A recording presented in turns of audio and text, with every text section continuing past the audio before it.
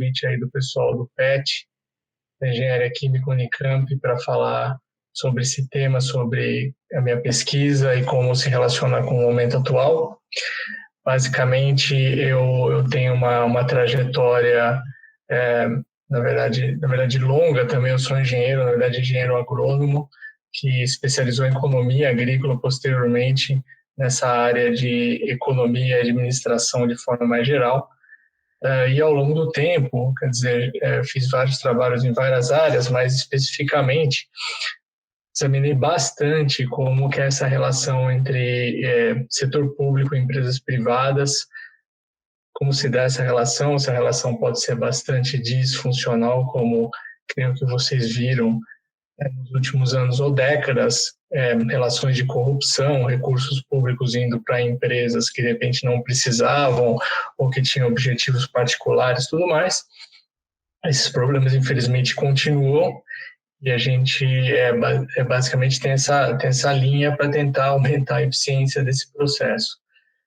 Então, eu já estudei várias coisas ligadas a, por exemplo, como que o nosso Banco Nacional de Desenvolvimento, o BNDES, pode ou não ajudar as empresas, quando isso é positivo, eventualmente quando isso é negativo.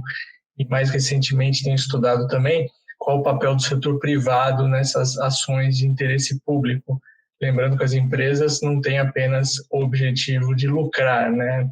Várias empresas têm voluntariamente escolhido outros objetivos sociais, ambientais, etc., para além de lucro. Isso vem em função de pressões da própria sociedade ou até de um desejo dos acionistas e investidores de observar essas questões. Sobre a questão atual, que é o Covid-19, essa discussão é muito importante, muito relevante. Eu mesmo tenho feito estudos nessa linha. A gente teve uma crise muito importante, uma pandemia de proporções globais, e aqui no Brasil afetando bastante a atividade, respostas que foram necessárias do ponto de vista de saúde. Por exemplo, as pessoas ficarem em casa e você ter que fechar estabelecimentos, é bem forte.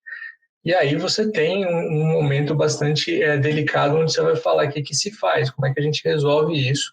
E há também uma lição para o futuro, que é o que a gente aprende de tudo isso.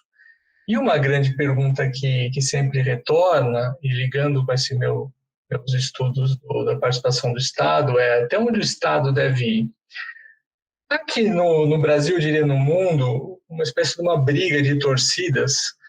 Algumas pessoas falam, olha, o setor público foi tão ineficiente, deu problema de corrupção no passado, se fica com gastos públicos que são pouco justificados, e dado que você tem mais gasto público, alguém tem que pagar por isso. Não estranhamente, por exemplo, a gente tem uma taxa de impostos, né? Um nível de impostos muito elevado, alguém tem que pagar por isso.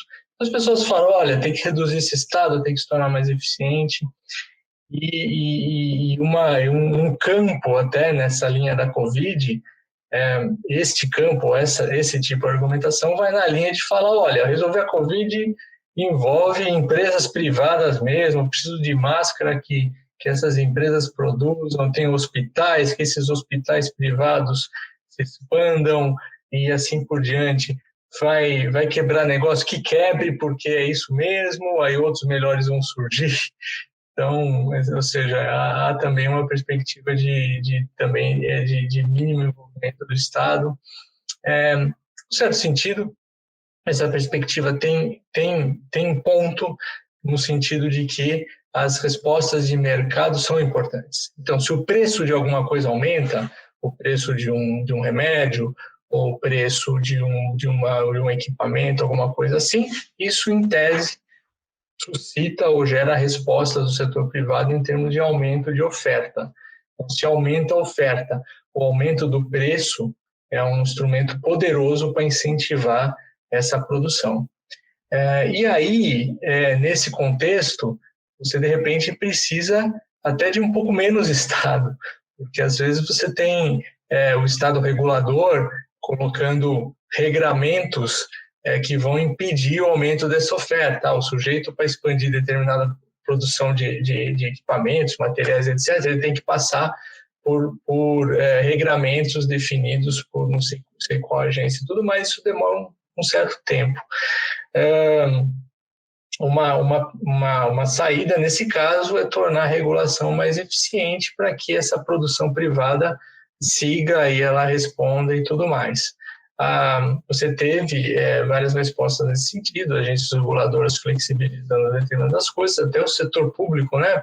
Quando ele fala, deixa eu comprar equipamentos, deixa eu comprar máscaras, deixa eu comprar qualquer tipo de produto, houve uma certa flexibilização nesses procedimentos públicos, né, até para acelerar o processo, só que aí o que acontece é que acaba também tendo, infelizmente, corrupção, então a gente teve acusações aí de compras mal feitas e tudo mais. É muito difícil, mas o que a gente tem que fazer é reduzir regramentos, digamos, ineficientes, mas mantendo vigilância, tá? Então, o ponto dessa linha do pessoal para o mercado é que, olha, deixa o setor privado funcionar. Porém, a gente está vendo aí que muitas vezes o setor privado não está respondendo adequadamente. Até mesmo em escala global, os países se degladiaram para comprar equipamentos, respiradores e tudo mais, havendo mais oferta em determinados países, escassez em outros. Dentro do mesmo país, como aqui no Brasil, você tem cidades com oferta maior de leitos de hospitais, leitos de UTI, outras localidades com menor oferta. Então, assim, de repente, você não consegue, de uma forma autônoma, né, coordenar tudo isso. Então, aí o que vai acontecer? Você vai acabar tendo respostas subótimas ou respostas não satisfatórias. Tá? Veja também, por exemplo, quando você tem a necessidade de emprestar dinheiro para pequenos empreendedores. Estou falando de empreendedores de 1, 2, 3, 4 funcionários com receitas pequenas, às vezes é a vida dele, né, a família dele envolvida. Esse sujeito, de repente, não tem recursos, agora ele vai tentar lá bater num banco privado, o banco privado vai começar a exigir dele um monte de garantia. Olha, eu vou emprestar para você, mas você me comprovar que você tem não sei o que, tal posse, não sei o que lá, mas eu não tenho, eu estou num momento de crise, então um abraço, né, não vai ter o recurso. Então, as respostas privadas, por outro lado, elas podem ser, na verdade, subótimas, insatisfatórias. Mas a gente viu. Nesses momentos de crise, geralmente ocorrem vários momentos de crise. É aí que você pode pensar numa atuação sinérgica do Estado e de políticas públicas. Não efetivamente para sempre. Veio a crise, já veio pessoas dizendo que, olha, mudou, olha, a gente precisa de governo novamente, você estava pensando que a gente ia ter que privatizar as coisas, mas não para sempre, vamos dizer, ou no longo prazo, mas para resolver esse problema pontual. Tá? O que a gente viu aqui, por exemplo, que foi necessário? Bom, eu acabei de citar.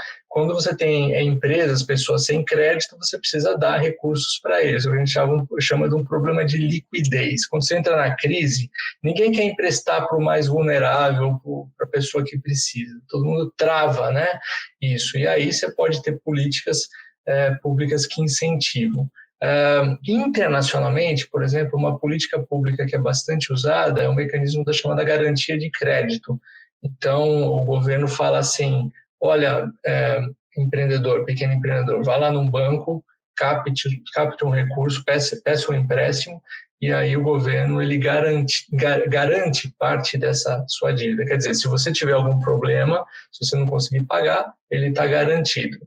Tá, então, a ideia é que o setor privado responderia ofertando mais. O problema é que aqui no Brasil a gente está testando esse mecanismo nesse momento, meio que com a roda do carro, trocando a roda do carro com o carro andando, não é uma situação ideal.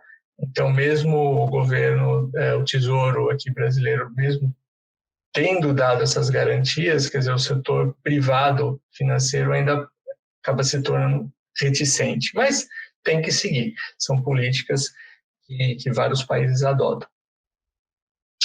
Um outro problema que ocorre nesses momentos de crise, que você pode ter um argumento para uma atuação pública, seria o problema de coordenação. No fundo, eu já falei sobre ele. Então, você tem assim, olha, eu tenho que estimular a oferta de equipamentos que faltam nessa região, estão em excesso aqui. Eu tenho que estimular a oferta de leitos que tem bastante aqui, mas não estão aqui. O setor privado não vai se organizar rapidamente para exercer ou aumentar essa oferta. Então, em tese, deveria ter uma coordenação ampla dizendo, olha, aqui tem que aumentar, aqui já tem bastante, não precisa fazer mais alguma coisa e tudo mais. Infelizmente, aqui no Brasil, nós tivemos coordenação próxima de zero. Você teve esforços ocorrendo pelos estados, alguns municípios, mas em nível federal teve até uma certa negação, né, do problema, e aí você teve uma falta, né, de alinhamento de políticas e de suporte para atender rapidamente as necessidades que estavam ocorrendo. Então, essa coordenação seria como se fosse um plano, né, um grande plano onde, obviamente, você não vai estimular tudo em qualquer área, ou qualquer região, mas você vai tentar canalizar recursos para reduzir faltas de produtos, faltas de equipamentos, faltas de leitos e por aí vai, remédios, tudo isso. Uma outra questão importante, onde as políticas públicas podem ajudar, quando a gente fala em descoberta, né? Descoberta ou inovação. Às vezes, quando a gente fala em inovação, muita gente fala, olha, inovação é setor privado, tá certo? Eu tenho a Apple, eu tenho o Google, eu tenho tanta empresa aí inovando, perfeito. Só que o setor privado, no momento de incerteza, de pandemias, ele pode não vir com a devida velocidade e ele pode talvez não ter os incentivos corretos. Os ganhos sociais, por exemplo, de você gerar uma vacina contra o Covid-19 são imensos, são da casa de trilhões de dólares globalmente. Só que os retornos privados de uma empresa investindo numa vacina são bem menores. Não significa que empresas privadas não vão investir, a gente tem vários casos de investimento, mas não estranhamente, várias das vacinas para a Covid que estão no estágio um pouco mais avançado são feitas em parcerias com institutos públicos, tanto nos Estados Unidos, por exemplo, quanto na China. Então, há um grande, digamos, prêmio social, valor social de investir nessas tecnologias de descoberta nesses momentos de crise. E aí pode haver também um espaço do Estado para avançar e dar um apoio para o setor privado. Perceba sempre que, preferencialmente, nós estamos falando em ações sinérgicas, colaborações público-privadas, que vão fazer com que você junte o melhor dos mundos, né? Ou seja, competências privadas com a capacidade de suporte público. São gastos muito elevados, certamente, são gastos que vários países, inclusive o Brasil, estão tendo que tocar. Eles vão ter consequências futuras, são gastos que permitem geram ganhos para os mais velhos, principalmente, são mais os afetados pela crise, e que são pagos ou vão ser pagos, muito infelizmente, pelas gerações mais novas. Inclusive, creio vários do que estão me assistindo agora, infelizmente. E isso abre toda uma discussão de como que a gente vai lidar com isso no longo prazo.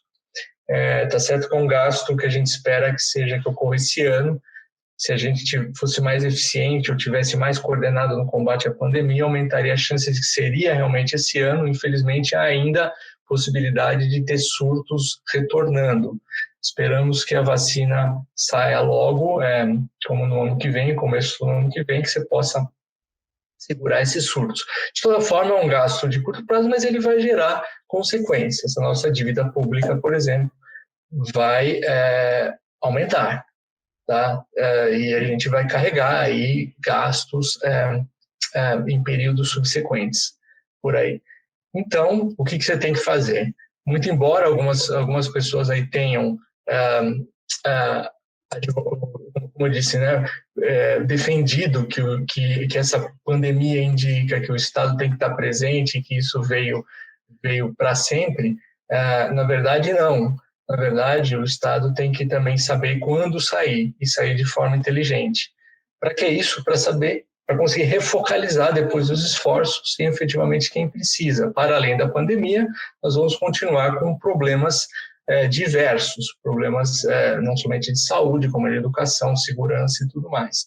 Então, tem que continuar, por exemplo, a trajetória de reformas que a gente vinha iniciando. Como que a gente torna o Estado mais racionalmente organizado, saindo de áreas, de repente, que o setor privado pode tocar, avançando em áreas onde o setor privado não tá presente, acompanhando tudo isso, medindo o impacto das várias iniciativas e garantindo o máximo retorno ou resultado para a população.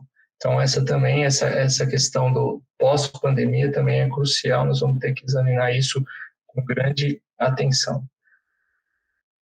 Bom, era isso que eu queria falar para vocês. Agradeço bastante a atenção, espero que todos estejam bem, continuem bem nessa pandemia e também após. Foi um grande prazer falar com vocês.